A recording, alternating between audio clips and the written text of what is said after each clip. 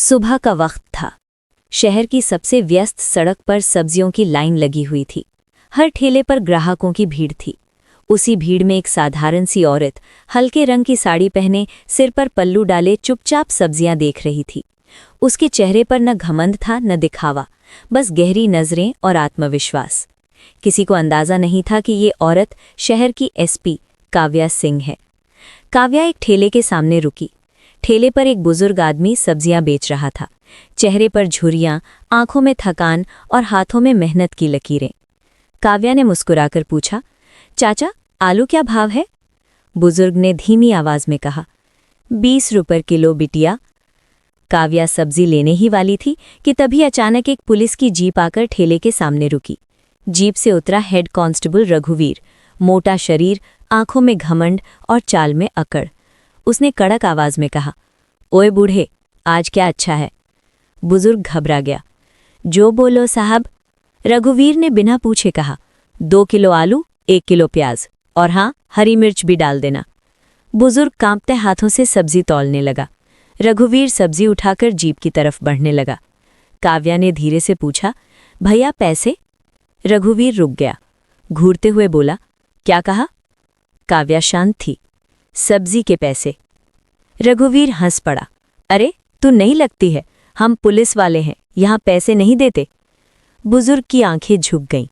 धीमी आवाज में बोला, रोज ऐसे ही ले जाते हैं बिटिया, कुछ कहो तो ठेला उठवा देते हैं। काव्या का चेहरा सख्त हो गया, लेकिन उसने खुद को रोका। रघुवीर घमंड से बोला, चल हट, ज्यादा सवाल मत पूछ। काव्या ने पहली बार तेज आवाज में कहा, कानून सबके लिए बराबर होता है। रघुवीर को जैसे आग लग गई। तू मुझे कानून सिखाएगी? उसने काव्या का हाथ झटक दिया। भीड़ चुप थी, कोई बोलने की हिम्मत नहीं कर रहा था। काव्या की आंखों में दर्द था, लेकिन डर नहीं। वो कुछ बोले बिना वहां से चली गई। अगली सुबह पूरा थाना सन्न था। अचानक एक कानी सरकारी गाड़ी आकर रुकी। दरवाजा खुला। वर्दी में एसपी काव्या सिंह बाहर निकली। थाने में सन्नाटा छा गया। हेड कांस्टेबल रघुवीर का चेहरा सफेद पड़ गया। उसे याद आ गया, कल की वही औरत। काव्या ने सीधे उसकी तरफ देखा और कहा, कल सब्जी मुफ्त में लेने में मजा आया था? रघुवीर के पैर कांपने लगे। मैडम, मुझे नहीं पता था। काव्या की आवाज ठंडी लेकिन भारी थी। तुम्हें पता होना जरूरी भी नहीं था। तुम्हारा काम था कानून निभाना, तोड़ना नहीं। उसने बुजुर्ग सब्जी वाले को अंदर बुलाया। पूरे खाने के सामने उससे पूछा, क्या ये सही है कि ये रोज तुमसे बिना पैसे सब्जी लेता था? बुजुर्ग की आंखों से आंसू निकल आए।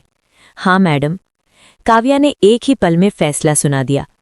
हेड कांस्टेबल रघुवीर को तुरंत सस्पेंड किया जाता है और भ्रष्टाचार की जांच शुरू की जाएगी।